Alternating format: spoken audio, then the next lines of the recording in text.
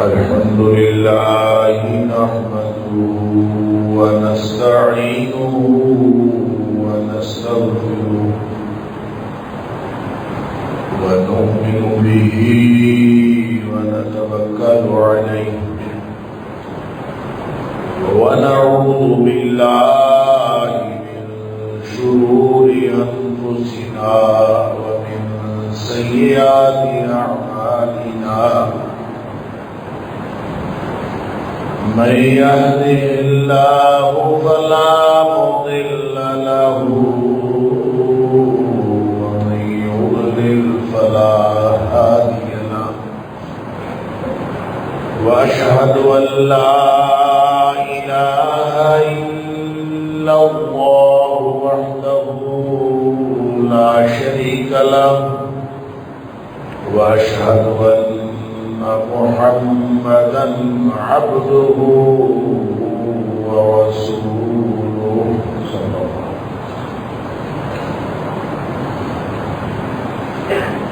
وسلم أرسله بالحق بشيرا ونذيرا بين يدي الساعة فمن يطع الله ورسوله فقد رشد واهتدى ومن يعص الله ورسوله فقد ضل وغوى فإنه لا يضر إلا نفسه ولا يضر الله شيئا نسأل الله ربنا أن يجعلنا ممن يطيعه ويطيع رسوله ويتبع رضوانه ويجتنب سخطه فإنما نحن به وله أما بعد فإن خير الحديث كتاب الله وخير الهدي هدي محمد صلى الله عليه وآله وسلم وشر الأمور محدثاتها وكل محدثة بدعة وكل بدعة ضلالة وكل ضلالة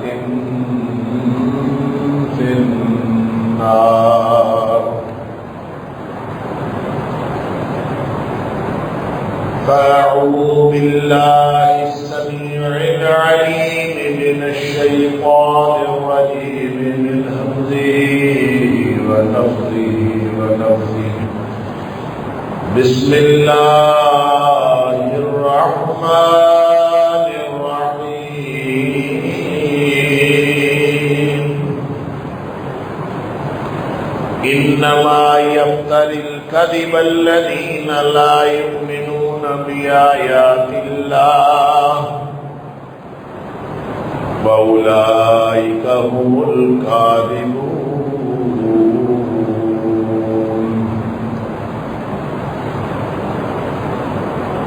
جھوٹ تو صرف وہ گھڑتے ہیں جو اللہ کی آیات پر ایمان نہیں رکھتے اور وہی لوگ ہیں جو جھوٹے ہیں جھوٹ بولنے والے ہیں صدق اللہ العظیم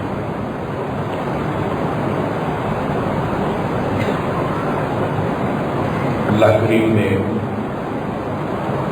مجھے اور آپ کو ہم سب کو اس دنیا میں امتحان کے لیے بھیجا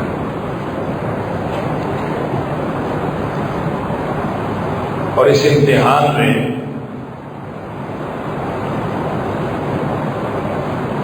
جو صلاحیت ہمیں اللہ نے دی ہے ہر چیز کا امتحان. ہمیں قوت گویائی دی ہے، اس کا بھی امتحان ہے، ہمیں قوت سماعت دی ہے، اس کا بھی امتحان ہے، ہمارے ہاتھوں کے اندر قوت رکھی ہے، اس کا بھی امتحان ہے، ہمارے قدموں کے اندر طاقت ہے، اس کا بھی امتحان ہے، جو صلاحیت دی ہے اس کا امتحان ہے۔ جہاں جب کوئی صلاحیت نہ دی ہو تو اس وقت اس کا امتحان نہیں ہے، وگرنہ ہر صلاحیت کا امتحان ہے، اور پوری زندگی بھی ایک صلاحیت ہے، اس کا بھی امتحان ہے۔ امتحان کس چیز کا ہے؟ امتحان اس چیز کا ہے کہ کون اللہ کی مرضی سے ان ساری صلاحیتوں کو استعمال کرتا ہے اور کون اپنی مرضی سے استعمال کرتا ہے، بس اس بات کرتا ہے۔ ایک اللہ کی مرضی ہے، ایک ہماری اپنی مرضی، تو کون اللہ کی مرضی سے زندگی گزارتا ہے، کون اپنی مرضی سے زندگی گزارتا ہے۔ جس نے اللہ کی مرضی سے زندگی گزاری وہ بچ جائے گا، اور جس نے اپنی مرضی سے زندگی گزاری وہ پھنس جائے گا۔ کل امتحان کا فلسفہ ہی تھا۔ اب جب کوئی شخص اللہ کے لیے زندگی گزارتا ہے تو یہ کبھی نہیں ہوتا کہ وہ ان اصولوں کی خلاف ورزی کرے جو اصول اللہ کے رسول صلی اللہ علیہ وسلم نے زندگی گزارنے کے لیے۔ اگر حکم اللہ کے رسول صلی اللہ علیہ وسلم کا موجود ہے، اگر حکم اللہ کا قرآن میں موجود ہے، کوئی بھی حکم کسی جگہ کسی حوالے سے کسی طرح کا موجود ہے، تو جو شخص اللہ کی مرضی سے زندگی گزار رہا ہے وہ ہر حکم کو اس طرح سے سمجھتا ہے کہ جیسے اس کی زندگی موت کا مسئلہ ہے، کہ اگر اس نے یہاں خلاف ورزی کر لی تو یہ موت ہے، اور اگر یہ اللہ اور اس کے رسول صلی اللہ علیہ وسلم کی مرضی سے زندگی گزارے گا تو یہ زندگی موت کا مسئلہ۔ لیکن جس کا ایمان نہ ہو اس کے لیے خیر، ایمان جس کا نہیں ہے اس کے لیے خیر، اس کے لیے بڑے بڑے گناہ بھی خیر۔ اللہ اکبر، جیسے غالباً عبداللہ بن مسعود رضی اللہ تعالیٰ عنہ کا قول ہے کہ جو مومن ہوتا ہے وہ گناہ کے بارے میں یہ سمجھتا ہے کہ جیسے وہ پہاڑ کے نیچے بیٹھا ہے، اور جو ہی کوئی اس نے گناہ کیا تو پہاڑ اس کے اوپر گر جائے گا۔ اس قدر اس کو خوف ہوتا ہے کہ گناہ سرزد نہ ہو جائے، مجھ سے گناہ سرزد ہو جائے گا تو میرے اوپر پہاڑ گر جائے گا۔ مومن گناہ کے بارے میں یہ پرسپشن رکھتا ہے جیسے وہ پہاڑ کے نیچے بیٹھے، اور کوئی شخص پہاڑ کے نیچے ہو اور پہاڑ اوپر بالکل یوں کھڑا ہوا ہو، کسی بھی وقت گر سکتا ہو، تو اس کے بعد اس کے پاس گناہ کرنے کی گنجائش کون سی رہ جاتی؟ جبکہ کافر اور منافق اس کی گناہ کے بارے میں پرسپشن یہ ہے کہ جیسے ناک پہ مکھی بیٹھی ہوئی ہو اور یوں کر کے اس نے اڑا دی، مسئلہ ہی کوئی نہیں۔ گناہ کر لیا، مسئلہ ہی کوئی نہیں۔ کوئی کسی کو تکلیف دے دی، مسئلہ ہی کوئی نہیں۔ ظلم کر لیا، مسئلہ ہی کوئی نہیں۔ کوئی ہاتھ سے، کوئی پاؤں سے، اپنی صلاحیتوں سے، اپنی نگاہوں سے کوئی گناہ کر لیا، مسئلہ ہی کوئی نہیں، جیسے ناک پہ مکھی بیٹھی ہوئی ہے، خیر ہے۔ یا زبان سے کوئی بھی گناہ کر لیا۔ جو مومن ہوتا ہے اللہ تعالیٰ فرماتا ہے انما یفتری الکذب الذین لا یؤمنون بآیات اللہ، جھوٹ تو صرف وہ گھڑتے ہیں جو اللہ کی آیات پر ایمان نہیں رکھتے۔ یہ جواب دیا ہے اصل میں اللہ کریم نے کفار کے ایک اعتراض کا۔ کفار ایک اعتراض کرتے تھے جس کا ذکر پیچھے اللہ کریم نے فرمایا اسی آیت، اسی سورت میں، سورہ نحل ہے، 2-4 آیات پیچھے۔ قالوا انما انت مفتر، نبی پاک صلی اللہ علیہ وسلم کے بارے میں یہ اعتراض کرتے تھے کہ آپ تو خود جھوٹ گھڑ لیتے ہیں، قرآن خود بنا لیتے ہیں، دین خود بنا لیتے ہیں، من گھڑت باتیں پر انت مفتر، آپ اپنی طرف سے بات بنا لیتے ہیں۔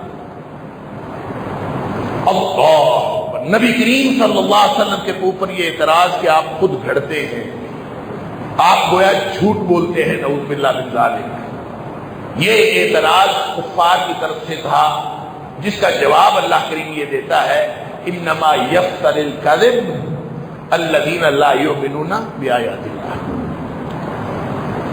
جو شخص اللہ کی آیات پر ایمان رکھتا ہے وہ جھوٹ گھڑ ہی نہیں سکتا، وہ جھوٹ بول ہی نہیں سکتا۔ جس کا اللہ پر ایمان ہے، جس کا اللہ کی آیات پر ایمان ہے، وہ کبھی جھوٹ نہیں بول سکتا۔ انما یفتر الکذب الذین، جھوٹ تو وہ لوگ بولتے ہیں لا یؤمنون بآیات اللہ، جو اللہ کی آیات پر ایمان نہیں رکھتے، وَأُولَئِكَ هُمُ الْكَاذِبُونَ، یہی لوگ جھوٹے ہیں، جھوٹ بولنے والے آپ۔ لہذا دنیا میں آپ یہ دیکھ لیجئے کہ جھوٹ بولنا اتنا بڑا گناہ ہے، اتنا بڑا گناہ ہے، اتنا بڑا گناہ ہے کہ ایمان رکھنے والا جھوٹ بول ہی نہیں سکتا، ایمان رکھنے والا جھوٹ نہیں بول سکتا۔ اللہ، قرآن کہتا ہے انما یفتر الکذب الذین لا یؤمنون بآیات اللہ، جو اللہ کی آیات پر ایمان رکھتا ہے وہ جھوٹ نہیں بول سکتا، اور جو اللہ کی آیات پر ایمان نہیں رکھتا وہ جھوٹ گھڑ سکتا۔ جھوٹ صرف وہی بولتا، جھوٹ صرف وہی گھڑتا۔ وَأُولَئِكَ هُمُ الْكَاذِبُونَ، یہ جھوٹے لوگ۔ لہذا یہ جو چھوٹے چھوٹی باتوں میں جھوٹ بولنا اور جھوٹ بولتے رہنا، نبی اکرم صلی اللہ علیہ وسلم نے فرمایا آدمی چھوٹی چھوٹی باتوں میں جھوٹ بولتا ہے، بولتا رہتا ہے، حتیٰ کہ اللہ کے ہاں جھوٹا لکھ دیا جاتا ہے، اللہ کے ہاں لکھ دیا جاتا ہی جھوٹا ہے۔ قرآن کہتا ہے وَأُولَئِكَ هُمُ الْكَاذِبُونَ، جھوٹے وہ ہیں جو اللہ کی آیات پر ایمان نہیں رکھتے، اور وہی جھوٹے ہیں، اور وہ جھوٹ بولتا ہی وہ ہے، اس کے علاوہ جو ایمان رکھتا ہے وہ جھوٹ نہیں بولتا۔ وہ حدیث آپ سب نے سنی ہوئی ہوگی، یقیناً سنی ہوئی ہے، کہ نبی کریم صلی اللہ علیہ وسلم سے پوچھا گیا تھا کہ کیا مومن بخیل ہو سکتا ہے؟ اَیَکُونُ الْمُؤْمِنُ بَخِیلًا، نبی پاک صلی اللہ علیہ وسلم فرمایا ہو سکتا ہے، کوئی کنجوس ہو تو یہ ہو سکتا ہے۔ یا پھر پوچھا اَیَکُونُ الْمُؤْمِنُ جَبَانًا، کیا مومن جو ہے وہ بزدل ہو سکتا؟ کوئی کنجوس ہو، کوئی بزدل ہو، اللہ، نبی پاک صلی اللہ علیہ وسلم ہو سکتا ہے؟ مومن ہو اعلیٰ درجے کا۔ اب اللہ تعالیٰ نے مختلف قسم کی، ہر شخص کو مختلف قسم کی صلاحیتیں دی، کوئی بہت دلیر ہو سکتا ہے، کوئی بہت بزدل ہو سکتا ہے، لیکن ان کے ایمان میں فرق نہیں پڑتا۔ اللہ اکبر۔ تو صحابی پوچھتا ہے کیا مومن جھوٹا بھی ہو سکتا ہے؟ نبی کریم صلی اللہ علیہ وسلم قال اللہ، مومن جھوٹا نہیں، جھوٹا ہے تو مومن نہیں، مومن ہے تو جھوٹا نہیں۔ اللہ، یہی بات اللہ کریم نے اس آیت کے اندر فرمائی ہے، انما یفتر الکذب الذین لا یؤمنون بآیات اللہ، جو اللہ کی آیات پر ایمان نہیں رکھتے، جھوٹ صرف وہی کرتے۔ یا پھر نبی کریم صلی اللہ علیہ وسلم کی وہ حدیث، اللہ، دیکھیں اللہ نے ہمیں مختلف صلاحیتوں کے ساتھ پیدا کیا، مختلف مزاج دیے، ہر شخص کو دوسرے شخص کی طرح کا مزاج نہیں دیا، اور کوئی شخص بہت کم گو ہو سکتا ہے، کوئی شخص بہت بڑبولا ہو سکتا ہے، کوئی شخص بہت بزدل ہو سکتا ہے، کوئی شخص بہت بہادر ہو سکتا ہے، کوئی شخص بہت کنجوس ہو سکتا ہے، کوئی شخص بہت کھلے دل کا ہو سکتا ہے، ان ساری چیزوں کا ایمان کے اوپر کوئی فرق نہیں پڑتا۔ ان ساری باتوں کے ساتھ آدمی مومن ہو سکتا ہے۔ اللہ اکبر۔ عبداللہ بن مسعود رضی اللہ تعالیٰ عنہ فرماتے ہیں، اور اس حدیث کو بھی محدثین نے کہا یہ مرفوع حدیث ہے۔ مرفوع حدیث کا مطلب یہ ہوتا ہے کہ جب صحابی گفتگو کر رہا ہو اور وہ حدیث مرفوع ہو، تو مرفوع کا مطلب ہوتا ہے کہ اس کے الفاظ نبی اکرم صلی اللہ علیہ وسلم کے ہیں۔ مرفوع حدیث کا مطلب یہ ہے کہ یہ وہ حدیث جو نبی پاک صلی اللہ علیہ وسلم تک پہنچ جائے۔ تو نبی پاک صلی اللہ علیہ وسلم نے فرمایا یتبع المؤمن علی کل خلق، مومن ہر اخلاق پر ہو سکتا ہے، ہر اخلاقی خرابی مومن میں ہو سکتی ہے، لیکن دو چیزیں مومن میں نہیں ہو سکتی، الا الکذب والخیانہ، جھوٹ اور بدیانتی مومن کے اندر نہیں ہو سکتی۔ جو شخص جھوٹ بولتا ہے اور جو شخص بدیانتی اختیار کرتا ہے، اللہ اکبر، وہ مومن نہیں ہے۔ اللہ تعالیٰ معاف فرمائے۔ اور اس کو اس حدیث کے ساتھ بھی جوڑ لیجیے پوری گفتگو کو، جس میں نبی پاک صلی اللہ علیہ وسلم نے فرمایا آیت المنافق ثلاث، منافق کی 3 نشانیاں ہیں،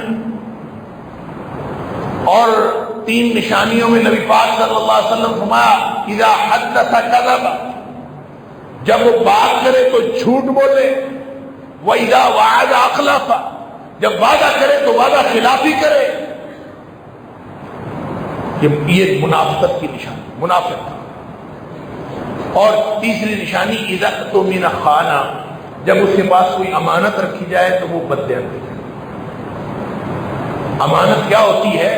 ہر وہ چیز جو کسی دوسرے کے بھروسے پر دے دی جائے وہ امانت ہوتی ہے۔ ہر وہ چیز کسی دوسرے کے بھروسے پر دے دی جائے وہ امانت ہوتی ہے۔ اور لوگ اگر یہ امانت میں خیانت کریں، اس لیے کہا جاتا ہے مشورہ بھی امانت ہوتا ہے۔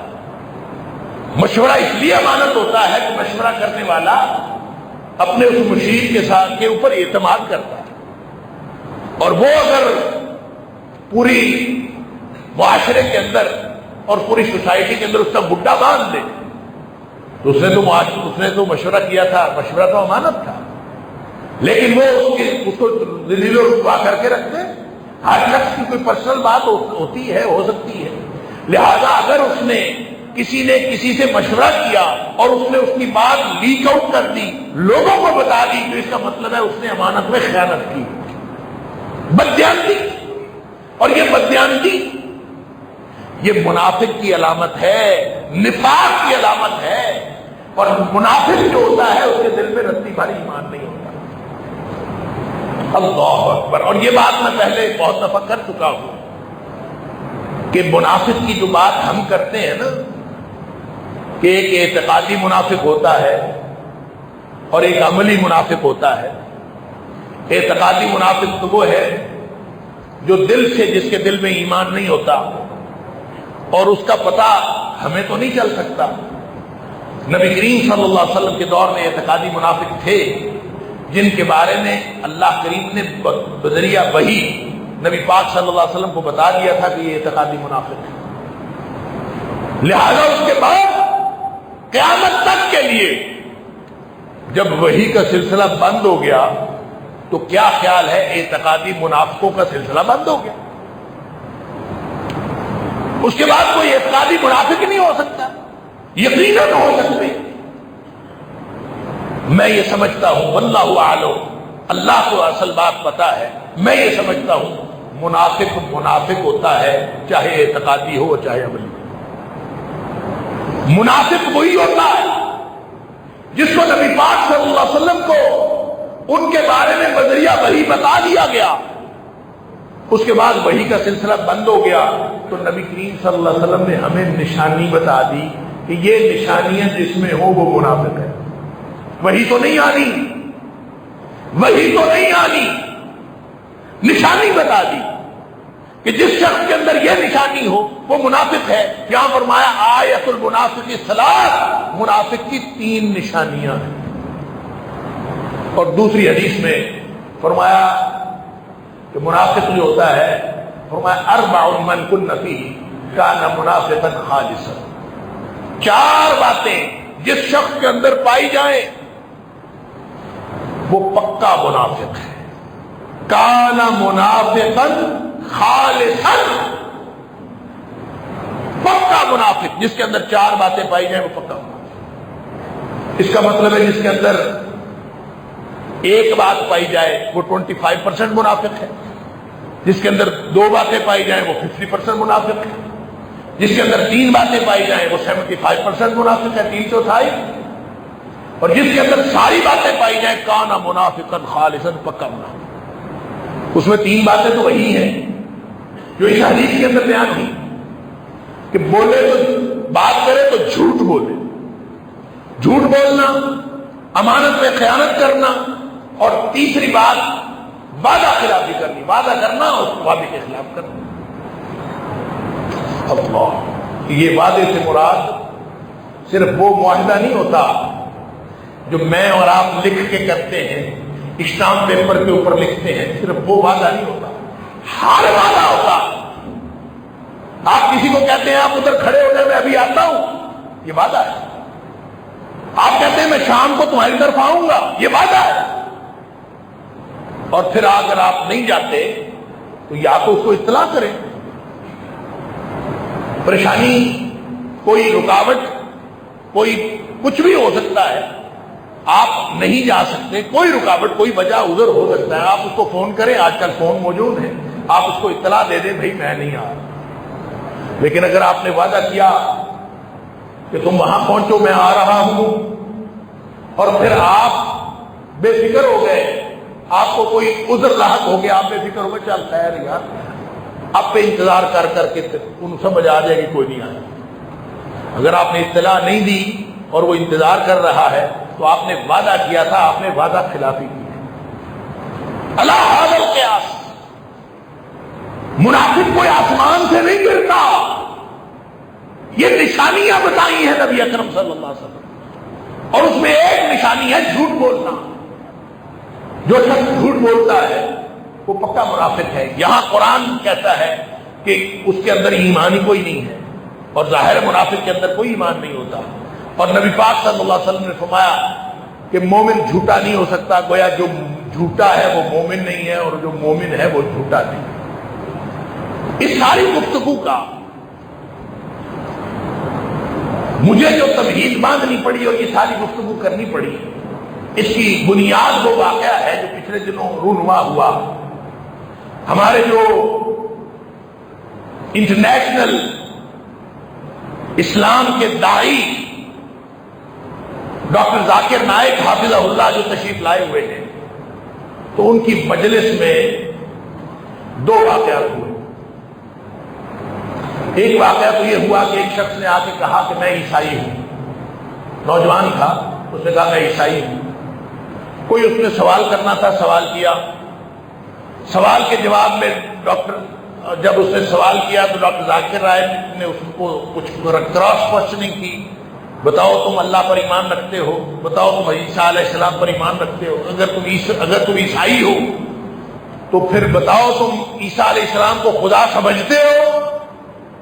جب اس طرح کے 2-3 سوال کیے تو وہ کہتا ہے نہیں میں تو عیسائی ہوں ہی نہیں، میں تو اصل میں مسلمان ہوں.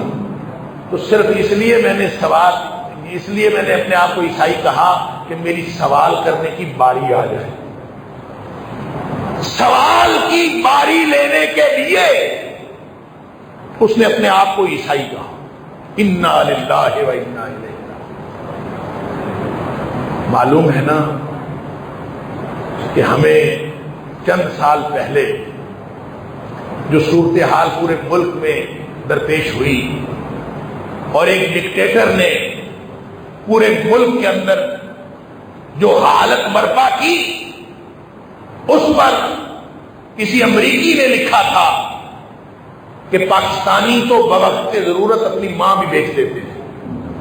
یاد ہے نا کہ پاکستانی بوقت ضرورت اپنی ماں بیچ دیتے ہیں. اس وقت سارے پاکستانیوں کے سر شرم سے جھک گئے. مجھے لگتا ہے اس کی بات ٹھیک ہی تھی. انا للہ و انا الیہ راجعون.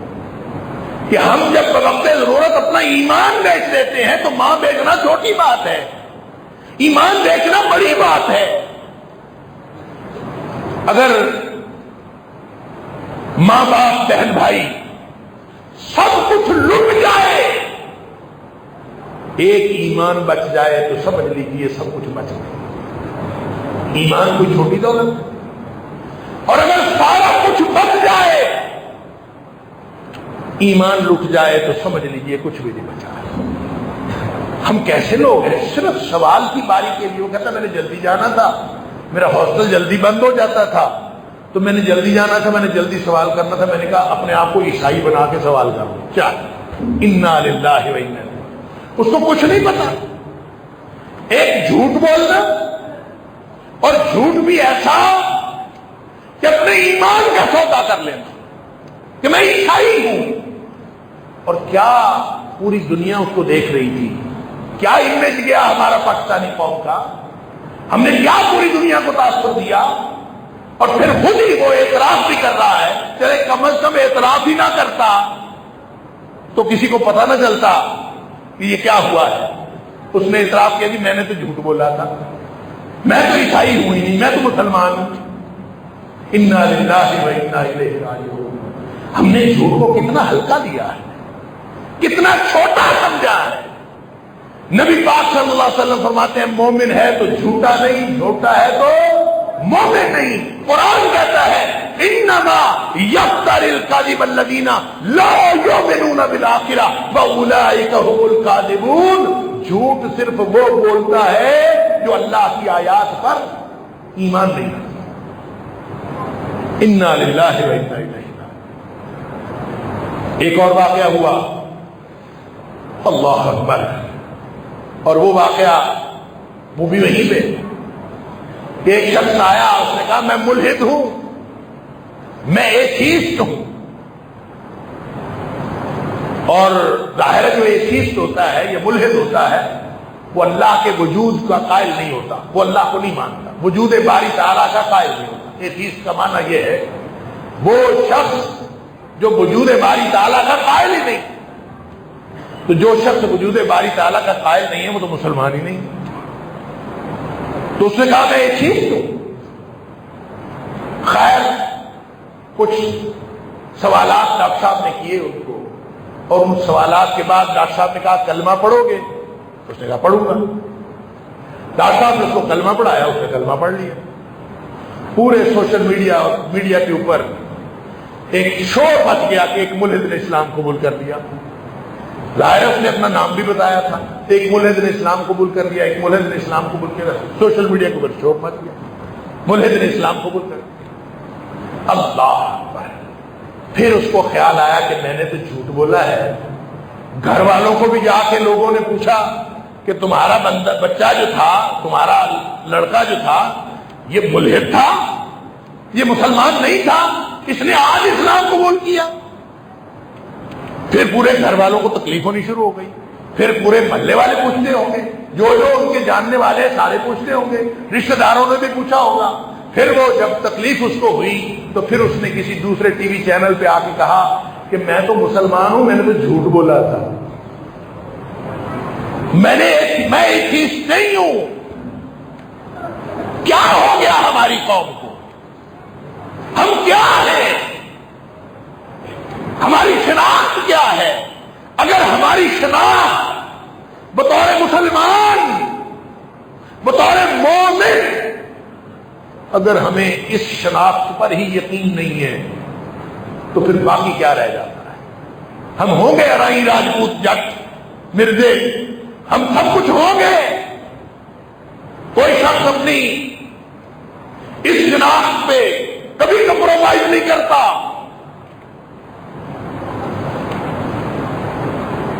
میں ایک دفعہ گیا ایسے ہی کسی جگہ، تو کسی ناواقف سے ملاقات تھی. تو میں نے ملتے ہی اس کو کہا، جو شخص ساتھ تھے وہ واقف تھے، میرے لیے وہ ناواقف تھے. سردار ٹائپ آدمی تھے.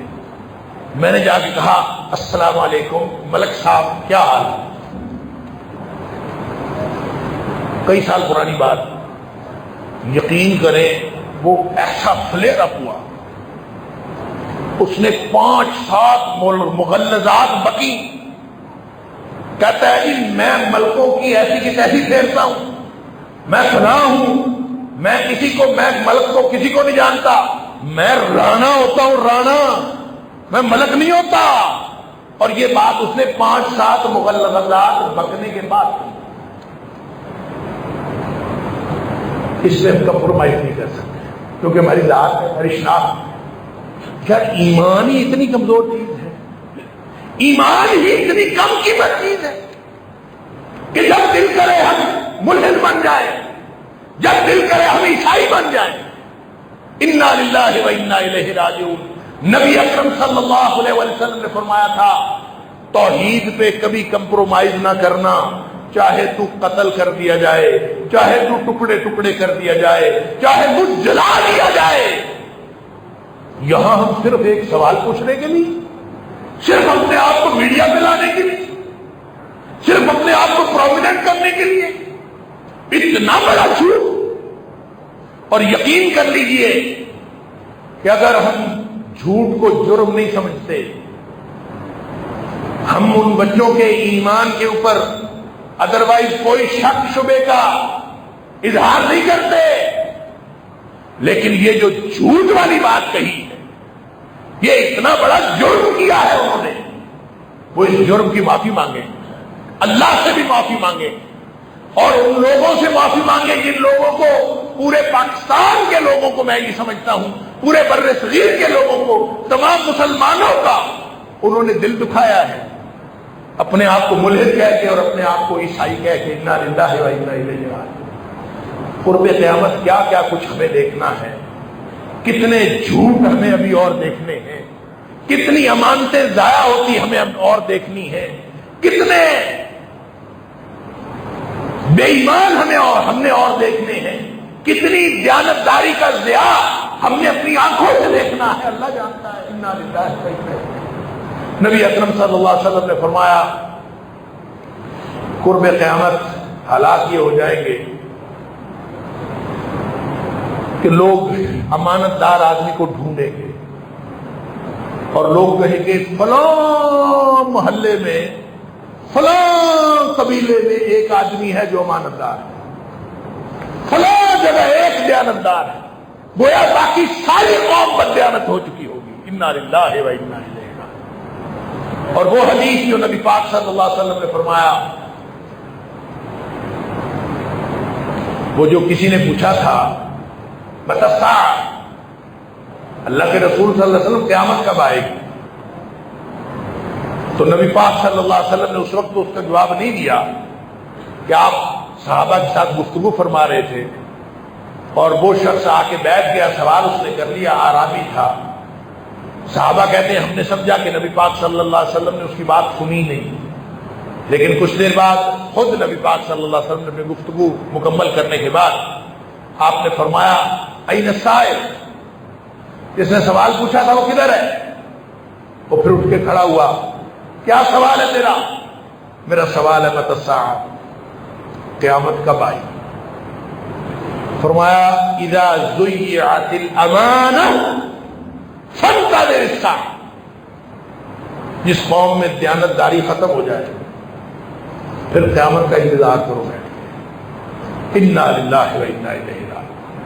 مجھے لگتا ہے کہ قیامت ہی آئی ہے, قیامت ہی ہے, یہ قیامت ہی کی باتیں ہیں جو ہمارے سر پہ کھڑی ہے. اذا ضیعت الامانہ, جب دیانتداری ختم ہو جائے اور دیانتداری ضائع ہو جائے, امانتیں ضائع ہونے لگے, تو پھر اس وقت قیامت کا انتظار کرنا.